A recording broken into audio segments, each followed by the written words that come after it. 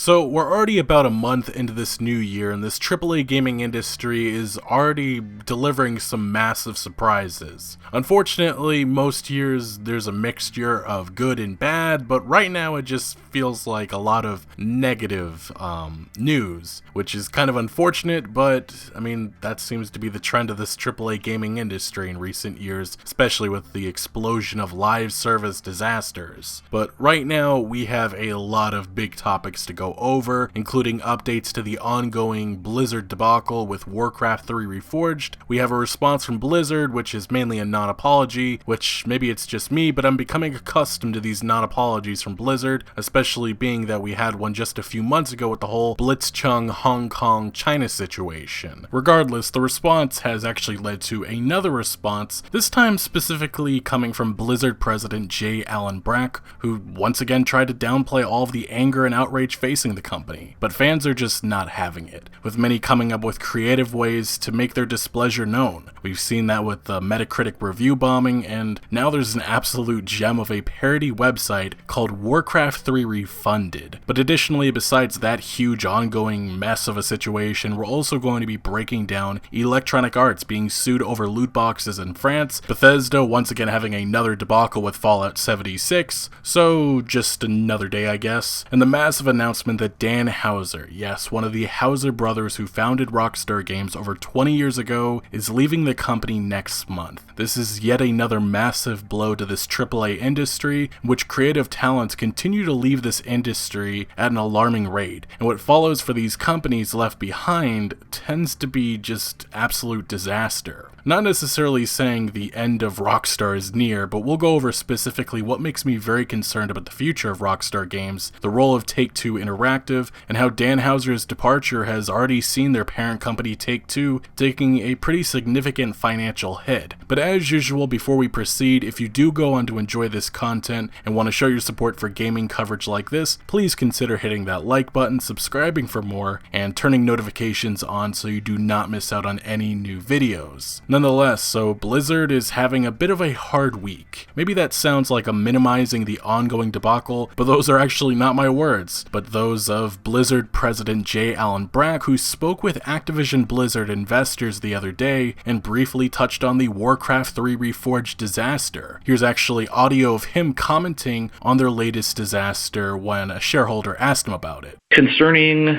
Warcraft 3 Reforged, honestly, it's been a bit of a hard week.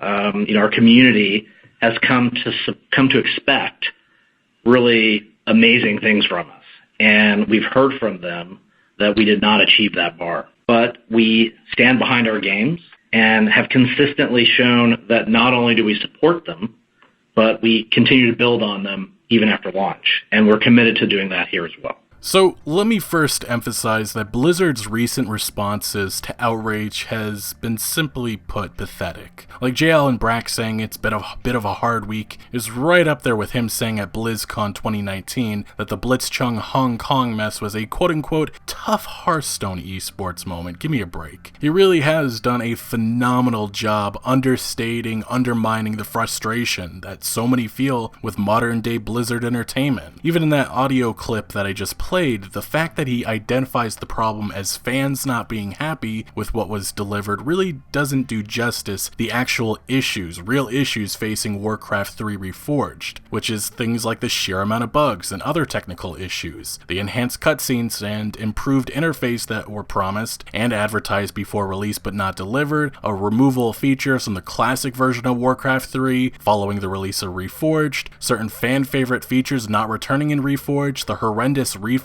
policy, which has since been reversed, and that end-user license agreement, which was changed and gives Blizzard now full ownership over custom games. And as PC Gamer notes, it's just a blatant reminder that Blizzard is a company first and foremost, with legalese that puts profits before players. That specific last line is what has changed about Blizzard. I like to believe, and I think there was, a time when that was the opposite. Players before profits, and Blizzard truly valued their community. I like to believe not not so long ago, Blizzard themselves would be unhappy with delivering something that is less than expected, or less than 100%. It's just the wording. Brax saying they stand behind the game, but recognize that fans believe they did not reach the bar that is expected of them is the problem with modern day Blizzard. Maybe it's partially a leadership thing, but I think it goes beyond that. And largely, the crux of the problem is Activision's growing influence. With Blizzard founders Frank Pierce and Mike Morhaime departing last year, there's a cultural change happening inside, and it does make me concerned for the future ahead. In late 2018, Kotaku's Jason Schreier gave an inside report on Activision's growing influence over Blizzard, in which even many employees were concerned with dirty old Activision meddling with Blizzard's system of operations, which has worked for so long to great success. As Jason Schreier reported, under co-founder and longtime CEO Mike Morhaime, Blizzard has marched at its own pace, sticking with old games for the long haul and releasing new ones whenever the company felt like they were ready. Blizzard has gone years without releasing a brand new game, while Activision hasn't let a fall go by without a new Call of Duty since 2004. Now Morhaime is gone, and Activision appears to have more influence on Blizzard than it ever has. Will Blizzard's games as a service, release it when it's ready approach to development survive these new changes? Well, I can speak right now, it doesn't look like it. It might take years before we know the answers, but some Blizzard employees and many fans are concerned about what they might be. The influences of a major corporation can be subtle and sometimes impossible to discern. Blizzard is a special place, said one former employee. A lot of people are worried about the future of Blizzard if the Activision method seeps in more, what that's going to become. Now, furthermore, around the same time in a different report, specifically on the future of Diablo, this happened right after the whole Diablo Immortal disaster, Jason Schreier reported additionally that Morhaime was widely beloved at the company. One former Blizzard developer described him as the anti-CEO. He doesn't care about profitability, that person said. He just wants employees to be happy, and he just wants to make good games and keep the community happy. Suddenly, there were whispers in hallways, concerns about future cost-cutting initiatives, and furtive exchanges about what plans Activision CEO Bobby Kotick might have in mind for Blizzard. There's a perception within Blizzard that finance is making more calls than they ever did in the past, said one person who left Blizzard recently. You never heard that 3 or 4 years ago.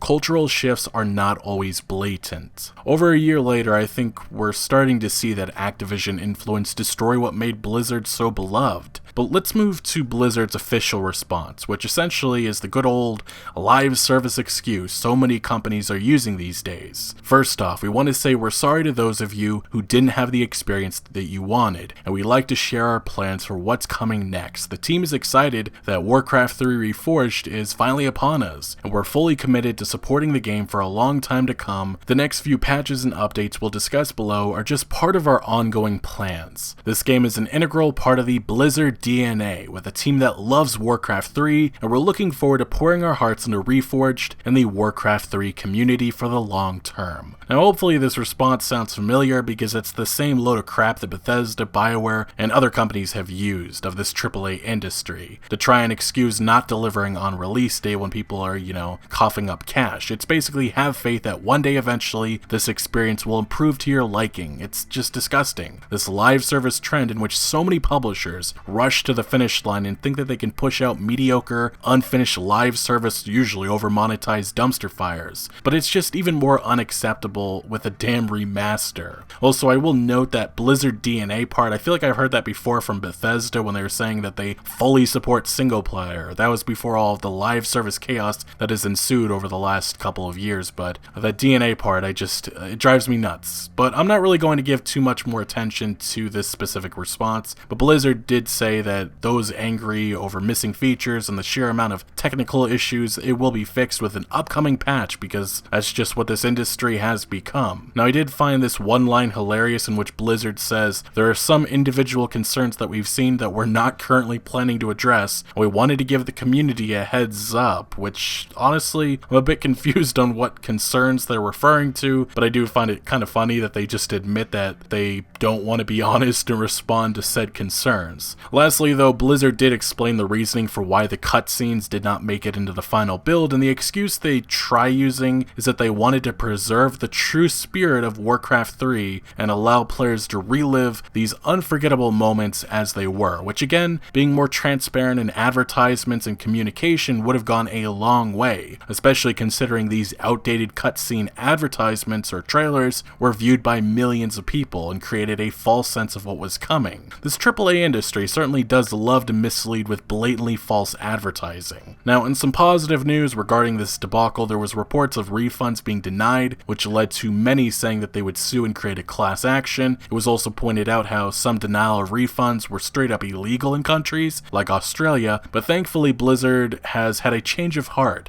Fear of legal action certainly can influence decisions, but it was announced officially in a post on Blizzard's website that as of today, Warcraft 3 Reforged can be refunded no matter the time since purchase and whether it has been used. It's not certain how long this will last or this condition, but definitely a smart decision on Blizzard's part, and interestingly, they did firmly state Blizzard stands by the quality of our products and our services, which to that I say maybe it's best they minimize repeating that response because this remaster really should have been a lot better. Right now, Blizzard is again facing a massive PR disaster and the trust is gone. Rightfully so, the feeling many have for Blizzard is that of betrayal. You have many fans upset with how Blizzard has handled all of this, including their latest responses, which try to downplay the anger so many feel. But additionally, there's also calls for Blizzard to not remaster Diablo 2 after this, and really, you just can't blame any of these reactions. Although I do have to acknowledge this website, which perfectly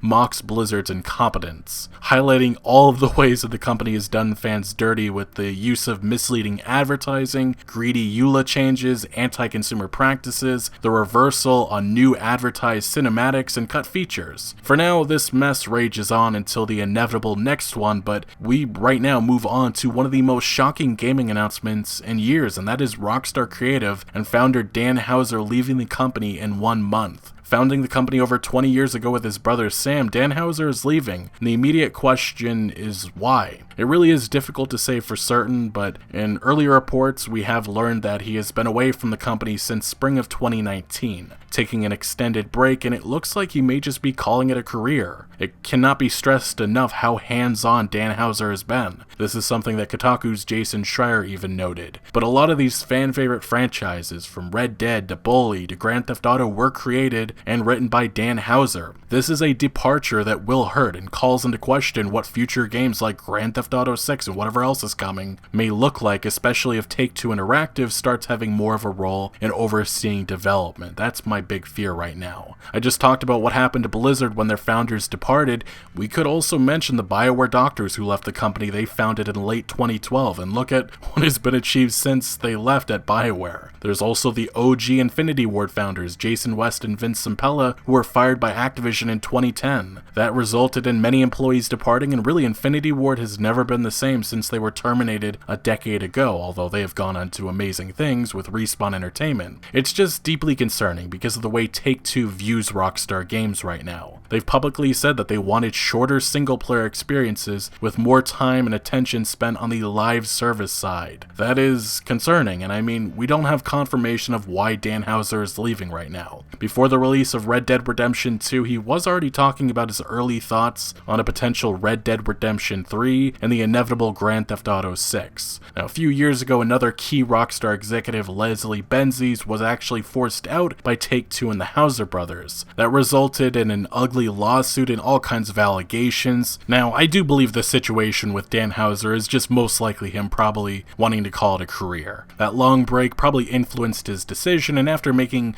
boatloads of money, millions upon millions of dollars, he likely just decided enough was enough and it was time to move on. But creatively and in terms of who is in charge, things are changing, and it is indeed the end of an era. Obviously, Sam Houser is still sticking around as acting Rockstar president. With all the secrecy within Rockstar, I really do wish I could be a fly in the wall right now. Anyway, as I've stated before, creative talents like Ken Levine, the Houser brothers, Amy Hennig, Neil Druckmann, Vince Zampella, Mike Morhaime, the BioWare doctors, Hideo Kojima, and many more, these individuals aren't replaceable, and without them, things change, and unfortunately, most of the time, what follows is trouble. goal. For the immediate future, I'm not worried about Rockstar Games, but long term, that really could be a different story. Take-Two Interactive relies on Rockstar's success big time. With the announcement of this departure, it actually led to Take-Two stock taking an immediate plummet, which, yeah, in the investor world, some are indeed nervous for the future. But as of recording, Take-Two has since seen a much sharper financial hit as that Red Dead Redemption 2 money starts to slow down, and the outlook for the entire company doesn't look as good to investors. Cannot be emphasized enough how Grand Theft Auto Online has really carried this entire company through the years to massive success and records, but that pressure and expectation of success is on for future games, and without one of the creative talents like Dan Houser around,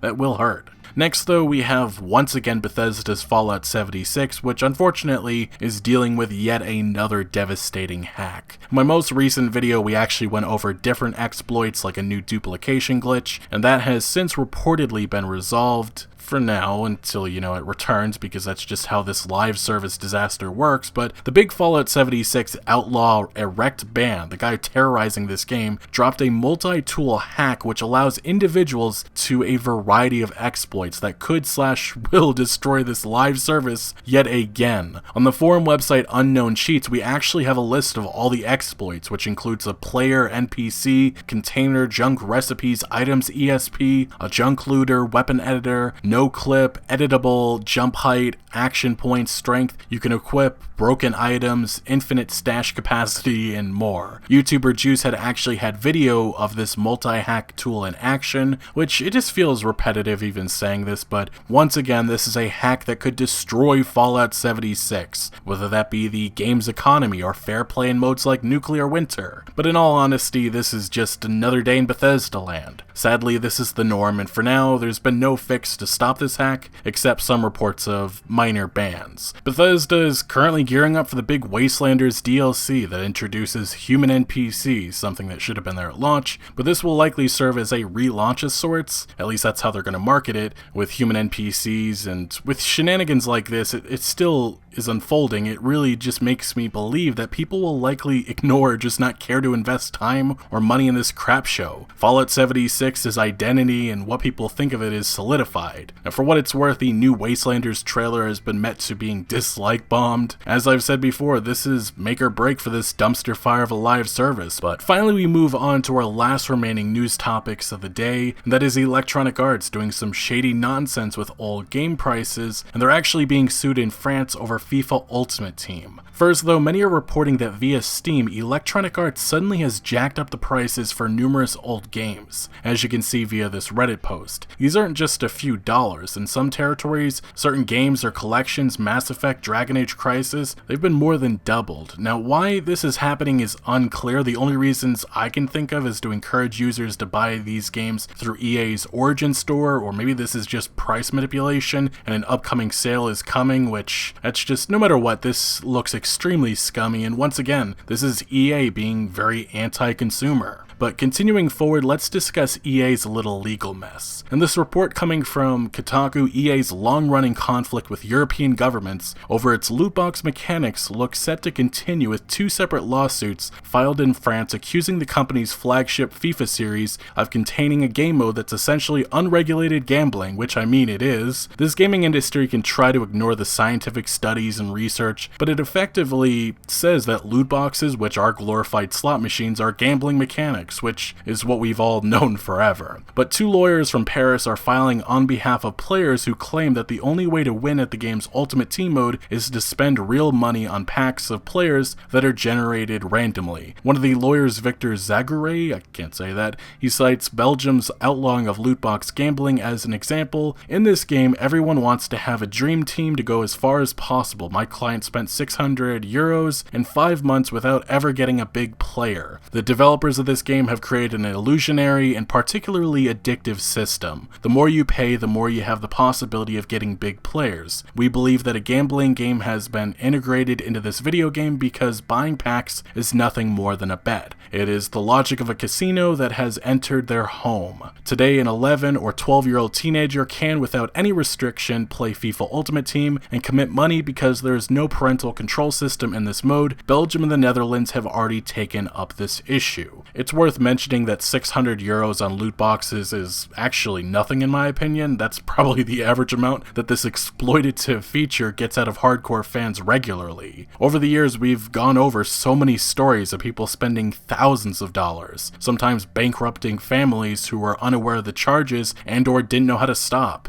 Awareness is continuing to be spread of this massive problem, and I'm not sure what the outcome of these lawsuits will be, but it's definitely interesting to watch, especially considering the research in recent years linking loot boxes to gambling and government officials, like more recently the mental health director of Britain's NHS calling for a ban on this manipulative monetization scheme of a quote-unquote feature. Anyway, to simplify everything that we just went over, it's just another day in this AAA gaming industry with all kinds of monetization, shenanigans, and just sheer chaos. But let me know your thoughts on all of the gaming news that we went over down in the comment section below. But thank you for watching. Make sure to leave a like if you did enjoy this video, or if you found any informative value, and make sure to follow my other social media accounts for updates on new videos. Links are always down the description below. I'm most active on Twitter, giving opinions on news that I do not always get into video form, so do make sure to follow me over there. Also, check out my Discord for all sorts of discussion on games. And again, thank you for joining. Consider subscribing for more videos like this,